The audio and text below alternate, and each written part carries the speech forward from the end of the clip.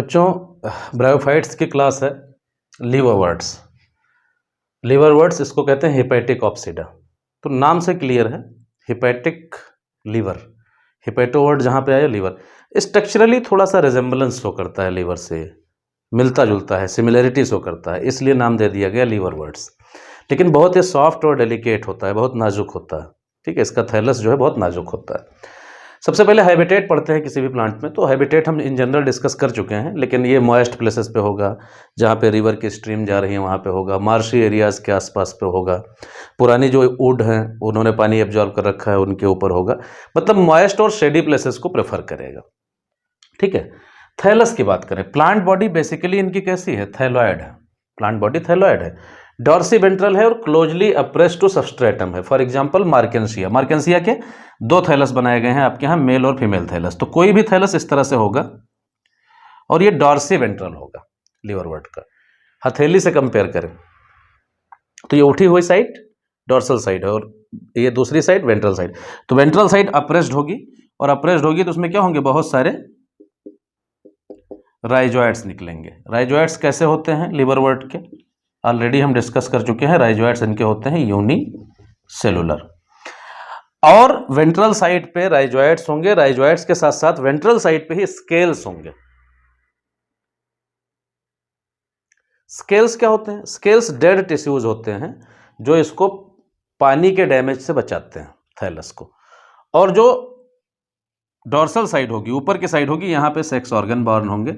Sex organ, जो male sex organ है उसको कहते हैं एंथ्रीडिया, एंथ्रीडियम, और फीमेल सेक्स ऑर्गन को आर्किगोनियम कहेंगे। ऐसा पॉसिबल है, ऐसा मुमकिन है कि एक ही थैलस पे दोनों निकल आए, आर्किगोनियम और एंथ्रीडियम, और या फिर एक निकले, ये आर्किगोनियम है, आर्किगोनियम है। एंथ्रीडियम आर्किगोनियम में जो बीच में एक लाइन होती है जो इसको खींचने में मदद करती है, जो एक स्टॉक होता है, लॉन्ग स्टॉक, इसको कहते हैं, अगर एंथ्रीडिया को बियर कर रहा है तो कहेंगे एंथ्रीडियो, एंथ्रीडियो 4 कहेंगे। ठीक है, और अगर आर्किगोनिया को बियर कर रहा है तो क्या कहेंगे, आर्किगोनियो 4 कहेंगे। ठीक है, एक पे भी हो सकता है और दो पे भी हो सकता है। जैसे आपके यहाँ एग्जाम्पल किसका दिया गया है, मार्केंसिया। मार्केंसिया में दो अलग अलग थैलस है, तो वो डायोसियस कंडीशन है। डायोसियस कंडीशन मतलब मेल पार्ट दूसरे प्लांट पे है, दूसरे थैलस पे, और फीमेल पार्ट दूसरे थैलस पे, तो वहाँ पे दो थैलस दिए गए हैं। ये हाइपोथेटिकल है तो हमने सिंपल बना दिया। ठीक है, तो मोनोसियस भी हो सकते हैं, डायोसियस भी हो सकते हैं। तो मार्केंसिया वाला एग्जाम्पल डायोसियस है, डायरेक्ट एग्जाम में पूछा जा चुका है कि कौन सी कंडीशन को डिनोट करता है, तो डायोसियस कंडीशन को डिनोट करता है। मेल सेक्स ऑर्गन अलग थैलस पे है, फीमेल सेक्स ऑर्गन अलग थैलस पे। कुछ मेंबर्स लीफी भी हैं। ठीक है, कुछ मेंबर्स कैसे हैं, लीफी हैं। तो लीफी मेंबर्स में क्या है, leafy members have tiny leaf like appendages in 2 rows on stem like structure. तो एक स्टेम लाइक स्ट्रक्चर ऐसे स्टॉक होती है, और इसमें क्या होता है, इस तरह से रोज होती हैं लीफ की, इस तरह से लीफ लाइक अपेंडेजेज। इसका बढ़िया एग्जांपल है पोरिला। पोरिला वेल स्टडीड है लीफी मेंबर। अब ये ध्यान रखना है कि इरेक्ट नहीं होता है, ये होता जमीन पे ही है। इरेक्ट हो जाएगा तो मॉस में आ जाएगा। ठीक है, तो लीफी मेंबर जनरली कम है, लेकिन हैं तो उन इस तरह से होंगे, वो लीफ लाइक अपेंडेजेज होंगे उनमें, लीफ लाइक अपेंडेजेज लैटरली, और 2 रो में होंगे, जैसे एक रो ये है और दूसरी रो। ठीक है, 2 rows on stem like structure. ठीक, तो एक स्टॉक होगा, उस पर 2 रोज अरेंज होंगे। ठीक, तो ये हो गया आपका थैलस के बारे में बेसिक बात। और मार्केंसिया का थैलस बुक में बना है, 2 अलग अलग थैलस बने हैं। ठीक है, तो वहां से भी आप देख सकते हो। अब हम कुछ फर्दर चीजें पढ़ेंगे इसके बारे में थैलस के बाद, जिसमें प्राइमरी है रिप्रोडक्शन। देखिए, इन जनरल तो चीजें बहुत सारी कॉमन हैं सारे ब्रायोफाइट्स में, लेकिन यहाँ पे कुछ चीजें जो अलग हैं उनकी बात करेंगे। तो सबसे पहले हम रिप्रोडक्शन इन ब्रायोफाइट्स देखते हैं। ब्रायोफाइट्स मतलब लीवरवर्ट्स में, यहाँ पे पर्टिकुलरली किसकी बात कर रहे हैं, लीवरवर्ट्स की बात कर रहे हैं। देखिए, रिप्रोडक्शन में हम अगर आसेक्सुअल रिप्रोडक्शन की बात करें, आसेक्सुअल में वेजिटेटिव भी आ जाएगा। ठीक है, आसेक्सुअल रिप्रोडक्शन की बात करें, उसमें अगर हम स्ट्रिक्टली वेजिटेटिव बोले तो फ्रेगमेंटेशन एक बढ़िया मेथड है। फ्रेगमेंटेशन में क्या होगा, लीवरवर्ट का थैलस कई पार्ट्स में बिखर जाएगा और उससे नए थैलस बन जाएंगे, सबसे कॉमन है। लेकिन इसके अलावा ध्यान रखना, यहां मॉस को इंक्लूड नहीं कर रहे हैं, मॉस में थोड़ा सा अलग होगा वेजिटेटिव। वहां पे बताएंगे, लेकिन लिवरवर्ट की बात करें थैलस बिखर जाएगा। दूसरा यहां पे जेम्मी फॉर्मेशन, जेम्मी को इसका जो सिंगुलर है वो है जिम्मा, जेम्मा। देखिए अगर ये थैलस है, मान लीजिए ये थैलस है, अब इसमें और पार्ट हम नहीं दिखाएंगे, सिर्फ जेम्मा दिखाते हैं। तो जगह जगह पे क्या होता है, ऐसे कप लाइक स्ट्रक्चर बन जाती है, जगह जगह इस तरह से कप होते हैं ऐसे। चलो 2 बना देते हैं, काफी। इनमें छोटे छोटे इस तरह से स्ट्रक्चर्स होती हैं ऐसे ऐसे। तो ये जेम्मा कप है। फॉर द टाइम बीइंग ये जो जेम्मा कप है ये प्लांट से अलग हो जाता है। मान लो ये अलग हो गया प्लांट से, थैलस से अलग हो गया, तो ये इसको थोड़ा सा मैग्नीफाई करके अगर देखेंगे तो ये जेम्मा कप है। इससे बहुत सारे, एक कप में कई इस तरह से बाइलोब्ड स्ट्रक्चर होती हैं ऐसे, एक सिंगल कप में ऐसे। और बहुत सारे जेम्मा कप हो सकते हैं और बहुत सारी इस तरह की स्ट्रक्चर्स हो सकती हैं। तो ये जो स्ट्रक्चर है वो है जेम्मा कप, और ये जो स्ट्रक्चर है अकेला अगर निकाल लें तो ये है जेम्मा ऐसे। और ये एक स्टॉक की मदद से जो है कप पे जुड़ा होता है ऐसे, ये स्टॉक से जुड़ा होता है। तो अब आप देख पा रहे हो इसमें ये जो है 2 लोब आपको दिख रहे हैं, देयर आर 2 लोब्स, ये 2 लोब दिख रहे हैं बाकायदा, ये बढ़िया वेल डेवलप्ड होंगे, सेलुलर स्ट्रक्चर होगी अच्छी खासी, बाइलोब्ड है। तो ये एक जेम्मा है। क्या है? जेम्मा है। क्या खासियत है इसकी? पहली बात तो ये बाइलोब्ड है, इसमें 2 लोब दिख रहे हैं आपको साफ साफ, पहला। दूसरा ये एसेक्सुअल बड है, ये असेक्सुअल बड है। और तीसरा ये क्या है, इसमें स्टॉक्ड है, ठीक है। और जब इसको सुटेबल एनवायरनमेंट मिलेगा तो ये जर्मिनेट करेगा और नया थैलस बना देगा। तो जेम्मी कप के फॉर्मेशन से, जिसके अंदर जेम्मा बनते हैं जो कि एसेक्सुअल बड हैं, और उनकी मदद से क्या होगा, बहुत सारे थैलस बन जाएंगे इनके जर्मिनेशन से, जेम्मा कप के जर्मिनेशन से, ठीक है। अब एक क्वेश्चन और बच्चे अक्सर पूछते हैं कि क्या ये यूनिसेलुलर है या मल्टी सेलुलर है? तो ये मल्टी सेलुलर है, ठीक है, मल्टी सेलुलर है। कैसे बड है? मल्टी सेलुलर है। तो आप कह सकते हो कि gemmae is the bilobed asexual stalked and multicellular bud found in specialised structure called gemma cup. तो जेम्मा कप के ऊपर मिलेंगी और ये जर्मिनेशन के बाद नया थैलस बना देंगी। तो एसेक्सुअल रिप्रोडक्शन में ये 2 टाइप हैं। एसेक्सुअल स्पोर्स नहीं बनते हैं, ध्यान रखिएगा, ब्रायोफाइट्स में एसेक्सुअल स्पोर्स नहीं बनते हैं। अब हम पढ़ेंगे सेक्सुअल रिप्रोडक्शन, ठीक है। इसके बाद हम पढ़ेंगे sexual reproduction in liverworts. Sexual reproduction in liverworts. Sexual reproduction में बेटा देखिए, मेन जो बॉडी होती है वो होती है गैमेटोफाइट। गैमेटोफाइट ये मेन बॉडी होती है। कैसी होती है ये गैमेटोफाइट? पहली बात तो हैप्लॉइड होगी, ठीक, मेन बॉडी होती है। अब यहाँ पे 2 अलग अलग थैलस में गैमेट प्रोड्यूस हो सकते हैं या एक ही में प्रोड्यूस हो सकते हैं। तो हम यहाँ पे एक ही मान लेते हैं। तो ये गैमेटोफाइटिक बॉडी है और इसमें दोनों सेक्स ऑर्गन हैं।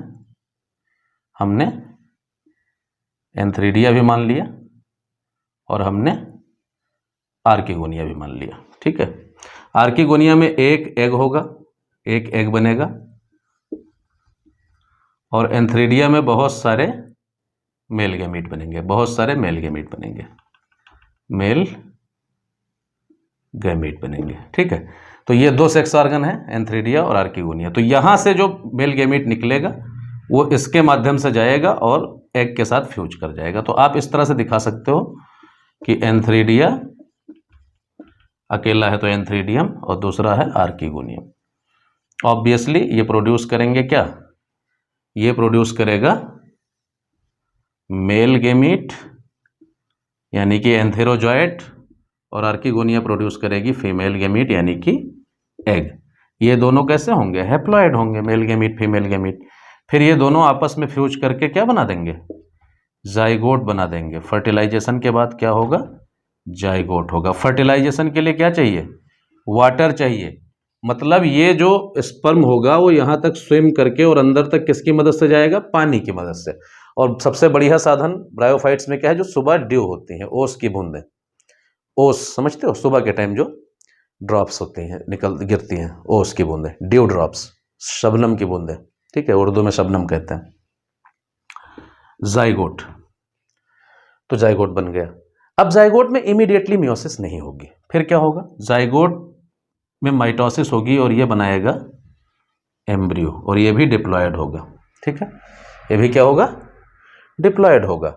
अब इस एम्ब्रियो में फिर तो ये बना देगा मल्टी सेलुलर स्पोरोफाइट। ये तो गैमेटोफाइट है, मेन बॉडी, मेन बॉडी ये क्या है? गैमेटोफाइट। ये सब कुछ पेरेंट बॉडी पे हो रहा है, ध्यान रखना। इस ऑर्गन के अंदर अब सारा डेवलपमेंट हो रहा है। एक बार मेल गैमेट पहुंच गया, इस ऑर्गन के अंदर हो रहा है। बाद में ये ऑर्गन अपनी आइडेंटिटी खो देगा, ठीक है, लेकिन हो रहा है थैलस की बॉडी पे, ध्यान रखना। मेन बॉडी थैलस, गैमेटोफाइट, और फर्टिलाइजेशन और सारे डेवलपमेंट के बाद क्या होगा? इस तरह से डेवलपमेंट हो जाएगा। तो यहाँ पे स्पोरोफाइट बन जाएगा, स्पोरोफाइट बन जाएगा। इसमें क्या होगा? फुट सीटा कैप्सूल, स्पोरोफाइट मेन बॉडी होगी। अब ये कैप्सूल के अंदर क्या होगा? मियोसिस होगी। कैप्सूल के अंदर क्या होगा? मियोसिस होगी, इनसाइड द कैप्सूल, ठीक। स्पोरोफाइट कैसा होगा? ये डिप्लॉयड स्टेज होगी, ठीक है, गैमेटोफाइट हैप्लॉयड होगी, लेकिन स्पोरोफाइट जो बना है डिप्लॉयड होगी। इसके अंदर मियोसिस होगा, ठीक, या ये इस तरह से कह सकते हो आप कि जो कैप्सूल है इसके अंदर अभी डिप्लॉयड सेल है, जिसको आप कह सकते हो स्पोर मदर सेल। ये कैसी होगी? डिप्लॉयड होगी। स्पोर मदर सेल में मियोसिस होगी, स्पोर मदर सेल में मियोसिस होगी, तो क्या बन जाएंगे? बहुत सारे हैप्लॉयड स्पोर्स बन जाएंगे, स्पोर्स बन जाएंगे। ये कैसे होंगे? हैप्लॉयड होंगे, क्योंकि मियोसिस के बाद बने। अब यहां पे ध्यान रखना है कि ये जो स्पोर बने हैं सेक्सुअल रिप्रोडक्शन में बन रहे हैं, तो ये सेक्सुअल स्पोर्स होंगे। अब फिर क्या होगा? इनमें जर्मिनेशन होगा। क्या होगा? स्पोर्स में जर्मिनेशन होगा।